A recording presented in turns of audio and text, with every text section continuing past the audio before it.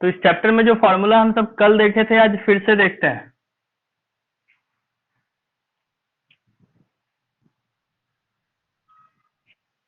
पहला देखे थे हम सब सबसे शुरू में F is equal to R/2।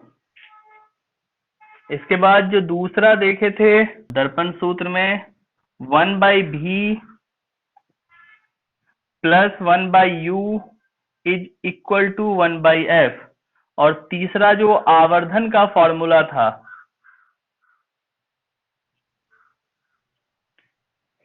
एक था M बराबर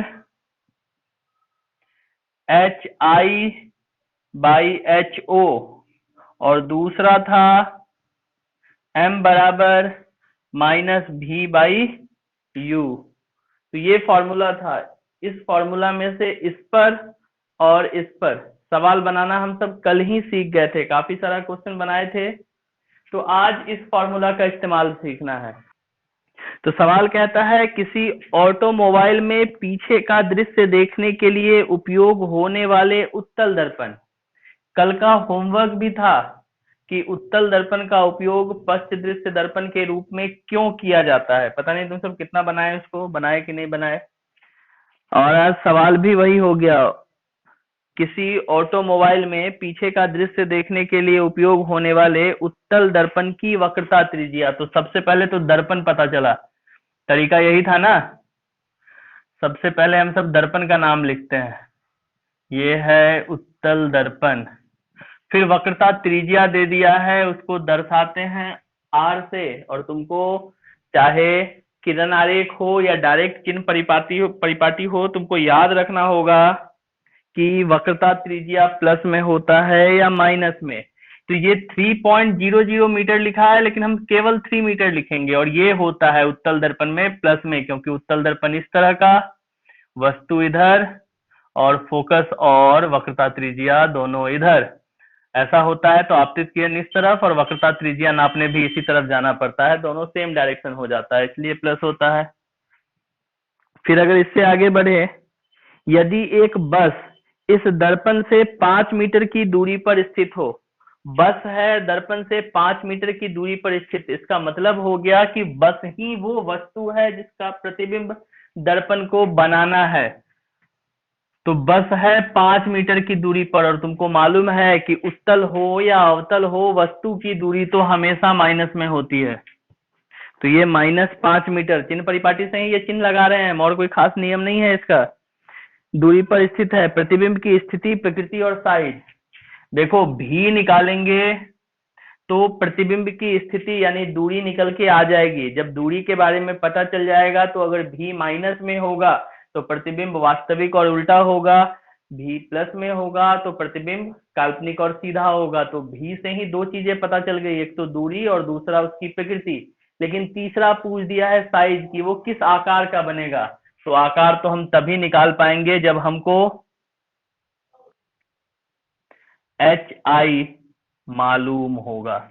HI यहाँ मालूम करना मुश्किल है। ऐसे समझ लो कि HI निकालने के लिए तुमको किस चीज की जरूरत पड़ती है, HO की, मालूम है ना। अब हमको ना M मालूम है ना ये मालूम है, तो ये कैसे निकलेगा, ये तो निकालना ही संभव नहीं है। तो यहाँ हम केवल वही निकालेंगे कि वस्तु कितना गुना बड़ा या कितना गुना छोटा होगा। M निकाल के छोड़ देंगे साइज के बारे में, कि वस्तु जितना भी बड़ा होगा M से पता चल जाएगा कि प्रतिबिंब उससे इतना गुना बड़ा या इतना गुना छोटा होना है। तो चलो अब हम सब सवाल की तरफ आते हैं। हल। तो F बराबर क्या होगा, R/2 यानी 3/2 मीटर। पॉइंट में कहा बदलने जाए, इसको 3/2 ही छोड़ देते हैं।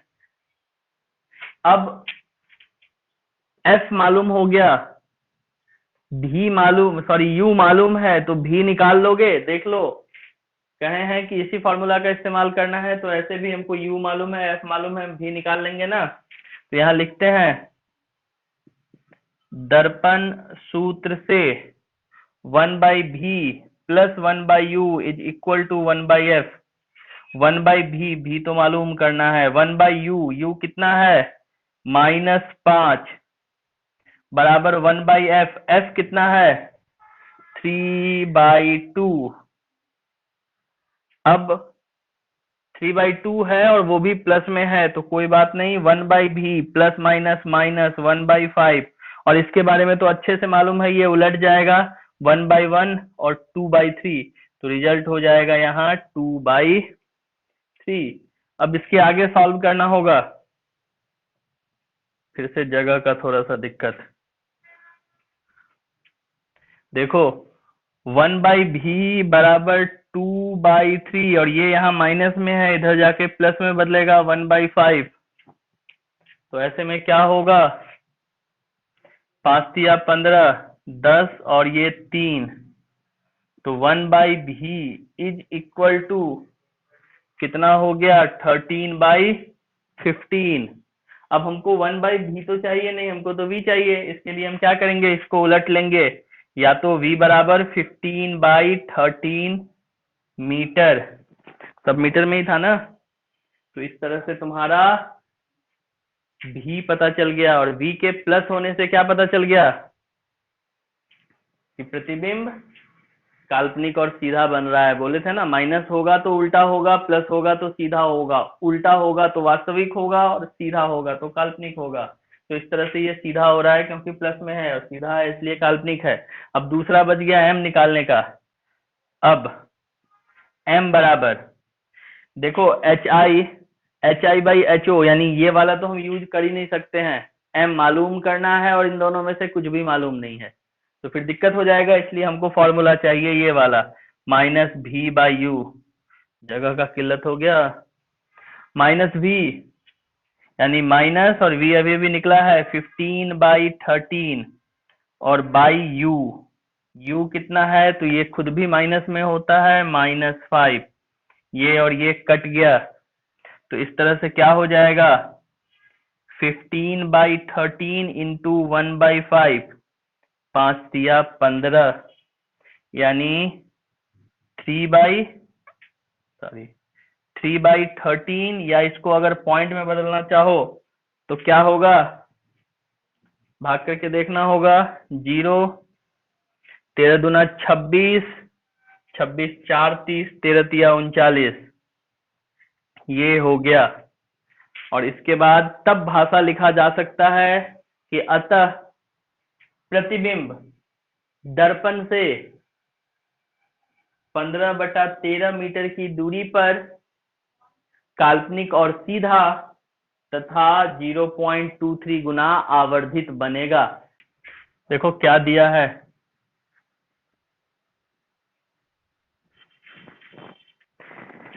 कोई 4 सेंटीमीटर साइज का बिंब यानी वस्तु किसी 15 सेंटीमीटर फोकस दूरी के अवतल दर्पण से, तो सबसे पहले तो हम ऐसे भी दर्पण खोजते हैं, तो हमको दर्पण मिल गया।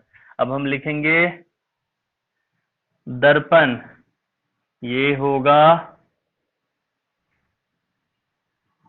अवतल दर्पण, 4 सेंटीमीटर साइज का, जब भी साइज या आकार का बात करें तो वो वस्तु का आकार होता है, और वस्तु हमेशा प्रधान अक्ष से ऊपर की ओर होता है, इसलिए प्लस में।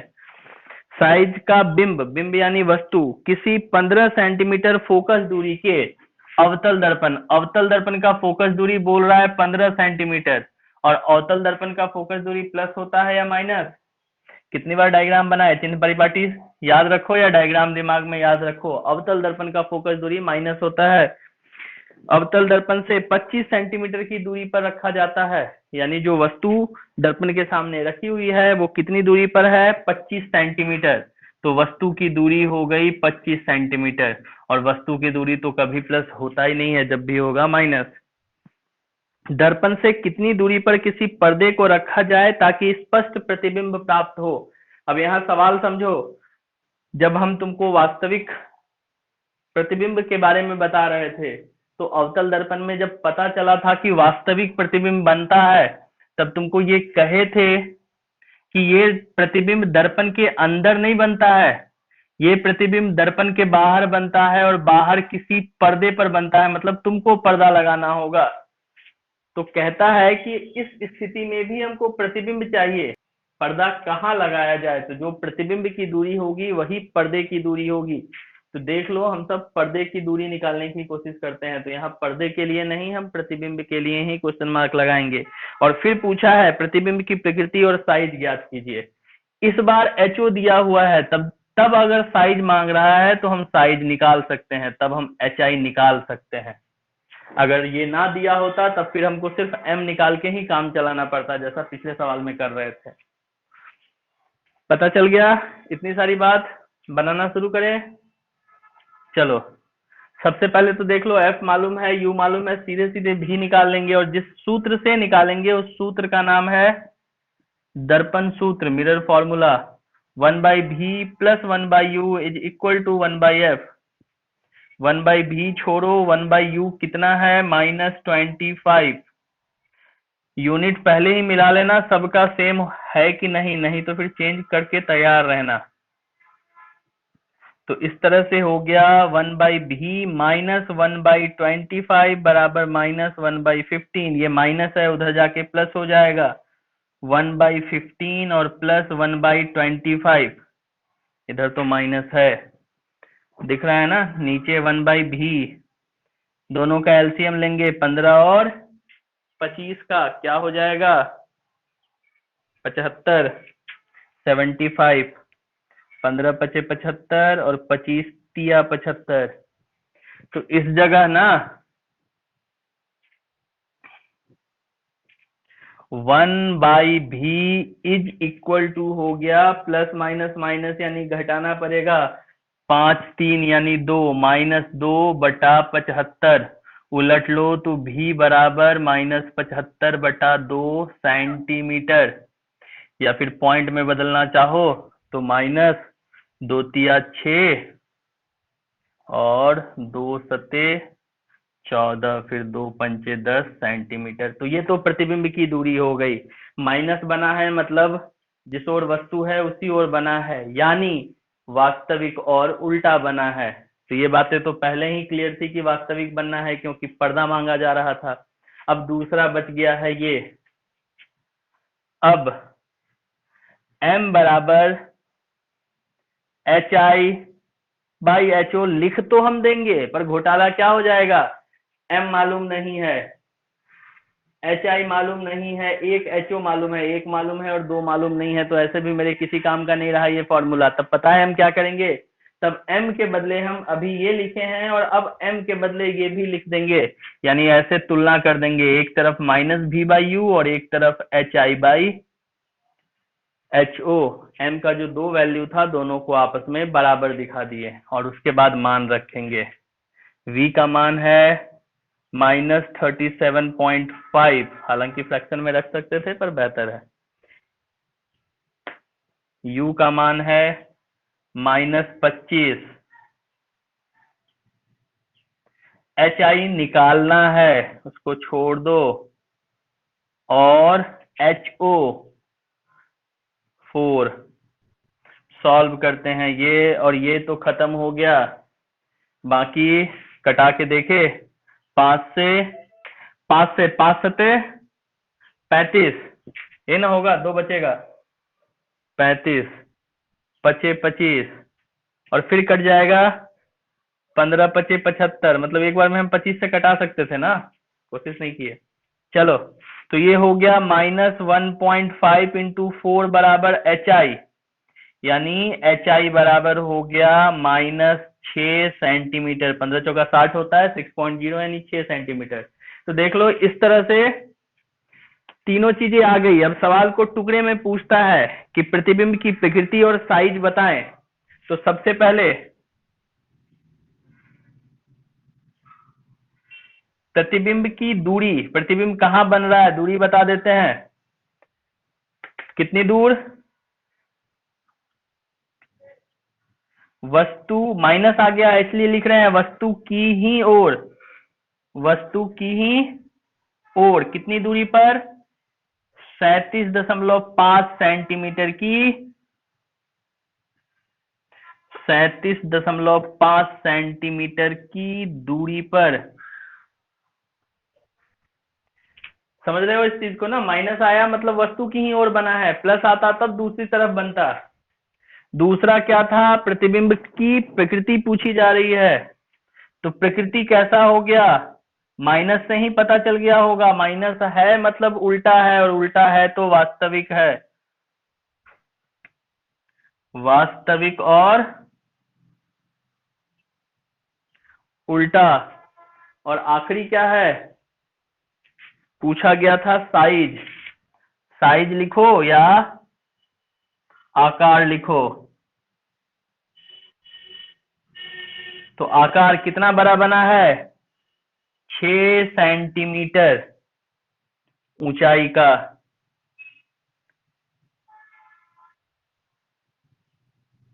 इस तरह से हम पॉइंट में कर दिए हैं, पर इन सब को मिला के एक ही बार में भाषा में लिख दिया जाता है कि अतः प्रतिबिंब वस्तु की ही ओर दर्पण से 37.5 सेंटीमीटर की दूरी पर वास्तविक और उल्टा तथा 6 सेंटीमीटर बड़ा बनता है। इस तरह से एक भाषा में पूरा को लिख दिया जाता है, पर हम सब जैसे रे डायग्राम में बनाते थे ना, स्थान प्रकृति आकार, वही चीज कर दिए हैं, स्थान को दूरी लिख दिए हैं, स्थान प्रकृति और आकार। क्वेश्चन नंबर 7 देखो, 15 सेंटीमीटर फोकस दूरी के अवतल दर्पण का उपयोग करके हम किसी बिंब का सीधा प्रतिबिंब बनाना चाहते हैं। सीधा प्रतिबिंब, सीधा यानी वास्तविक या काल्पनिक, काल्पनिक। और अवतल दर्पण में काल्पनिक प्रतिबिंब कब बनता है, याद करो।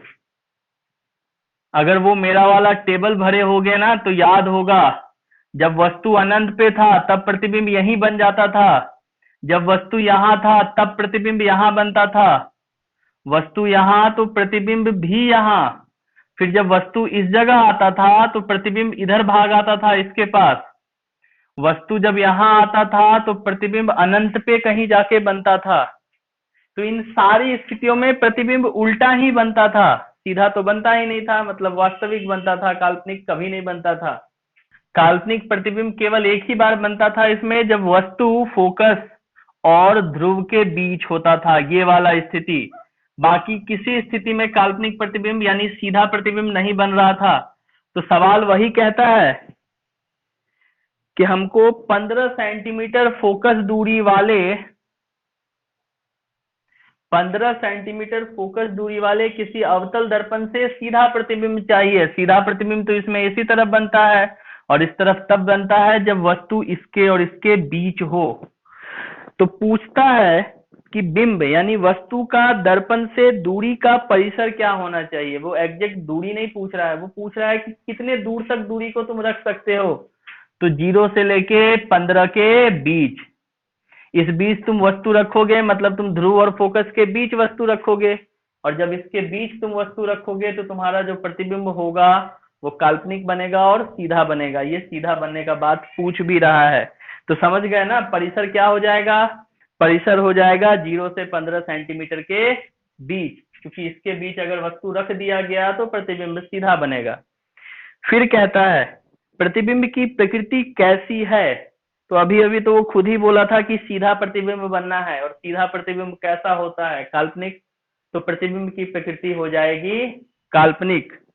और अंतिम में कहा है प्रतिबिंब प्रतिबिंब बिंब से यानी वस्तु से बड़ा है अथवा छोटा है।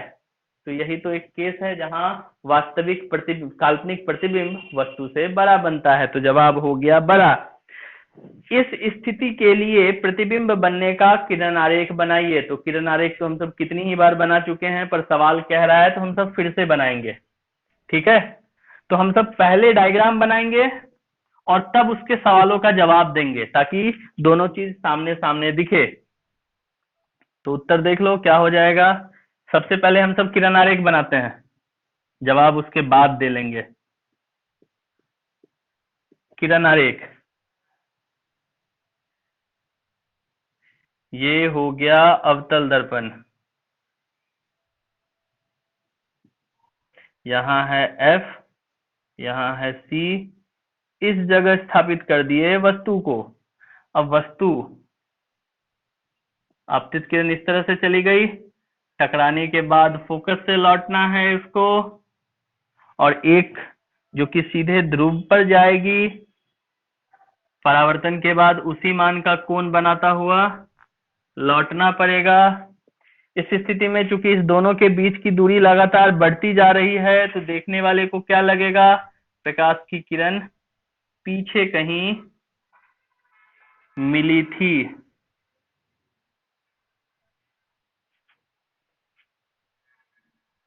तो इस जगह तैयार हो जाएगा अपना प्रतिबिंब।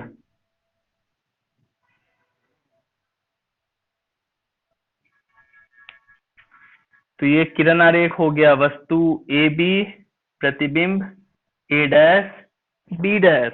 अब इनके सवालों का जवाब दे लेते हैं। बिंब का दर्पण से दूरी परिसद, परिसद नहीं परिसर, बिंब यानी वस्तु का दर्पण से दूरी परिसर यानी रेंज, रेंज तो दूरी परिसर होगा 0 से 15 सेंटीमीटर के बीच।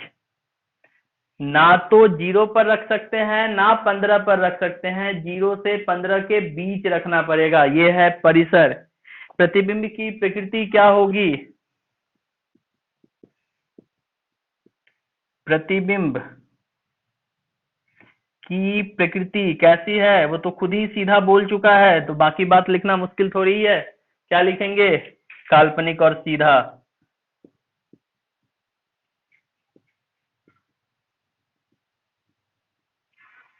और आखिरी, प्रतिबिंब बिंब से बड़ा है या छोटा है, प्रतिबिंब का आकार क्या हो जाएगा, वस्तु से बड़ा। तो इस तरह से तुम्हारा ये सवाल भी कंप्लीट हो गया। अब ये सवाल नजर आ रहा होगा तुमको, एक समतल दर्पण का आवर्धन +1 है, इसका क्या अर्थ है। तो अगर तुमसे हम साफ साफ बोले तो पहले ही दिन आवर्धन बताते हुए हम बता दिए थे कि किसी पदार्थ, किसी दर्पण का आवर्धन +2 आता है। अच्छा चलो, किसी दर्पण का आवर्धन 2 आता है तो इसका मतलब है कि प्रतिबिंब वस्तु से दुगना बड़ा है, मतलब 2 गुना बना है। वस्तु अगर 5 सेंटीमीटर है तो प्रतिबिंब की ऊंचाई 10 सेंटीमीटर है। आवर्धन 2 आने का यही मतलब है, आवर्धन बताता है प्रतिबिंब कितना गुना बड़ा बना है। समझ गए बात को। अगर यही आवर्धन 0.5 आता है, मतलब साफ है कि प्रतिबिंब सीधा आधा हो गया होगा। अगर वस्तु 5 सेंटीमीटर का है तो प्रतिबिंब 2.5 सेंटीमीटर ही बन पाया होगा। तो आवर्धन डिसाइड करता है कि प्रतिबिंब वस्तु की तुलना में कितना गुना बड़ा है। अब यहां बोल दिया है आवर्धन 1, प्लस पर नहीं आते हैं, आवर्धन 1 का क्या मतलब है, m 1 है, मतलब वस्तु, प्रतिबिंब जो है वस्तु से 1 गुना बड़ा है। अब 1 गुना बड़ा होने का क्या मतलब है, ये 5 है तो भाई साहब ये भी 5 होंगे, मतलब कोई बड़ा उड़ा नहीं है, बस बराबर है। आवर्धन 1 होने का मतलब हो गया कि प्रतिबिंब का आकार वस्तु के आकार के बराबर है। आवर्धन 2 होता तब हम कहते कि प्रतिबिंब 2 गुना बड़ा है, लेकिन आवर्धन 1 है, मतलब प्रतिबिंब उतना ही बड़ा है जितना बड़ा तुम्हारा वस्तु है। तो एक चीज तो क्लियर हो गया। और दूसरा चीज हम सब न्यूमेरिकल में लगातार देख रहे हैं कि आवर्धन अगर प्लस में आता है तो हम कहते हैं कि प्रतिबिंब सीधा है, आवर्धन अगर माइनस में आता है तो हम प्रतिबिंब के बारे में कहते हैं कि वो उल्टा है।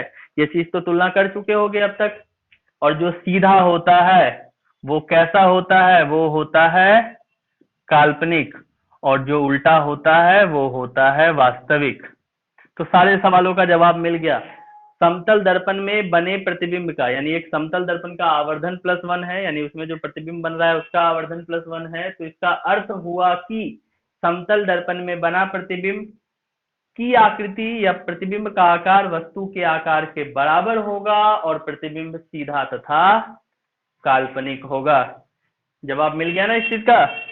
तो बस इसको भाषा में लिखना है, तो 2 टुकड़े में लिख दिया गया है इसको। समतल दर्पण का आवर्धन +1 है, इसका अर्थ हुआ कि समतल दर्पण में बने प्रतिबिंब का आकार वस्तु के आकार के बराबर होगा, तथा यहाँ धनात्मक चिन्ह, पॉजिटिव साइन बताता है कि प्रतिबिंब काल्पनिक और सीधा होगा, यानी समतल दर्पण में बना प्रतिबिंब वस्तु के आकार के बराबर, काल्पनिक और सीधा होगा। ये दर्शाता है आवर्धन +1। और तभी समतल दर्पण का आवर्धन +1 ही होता है। कभी तुम ये गौर किए हो कि तुम घर के आईने में खड़े हुए हो और तुम जिस आकार के हो तुम उससे ज्यादा बड़े, ज्यादा फूले हुए नजर आ रहे हो, या फिर पिचका हुआ सा नजर आ रहा है। तो समतल दर्पण में यह संभव नहीं है, बाकी किसी गोलीय दर्पण में यह संभव हो सकता है। तो सभी समतल दर्पण का आवर्धन +1 ही होता है, और +1 का अर्थ ये होता है। तो इस सवाल को भी समझ गए, नोट करो। तो ये 3 सवाल तुम लोगों का होमवर्क हो गया। बनाने का तरीका वही जैसा कि हम पहले 2 सवाल बना रहे थे। हो जाएगा पूरा पूरा, कोई दिक्कत नहीं है। तो आज के क्लास को हम सब यहीं खत्म करते हैं।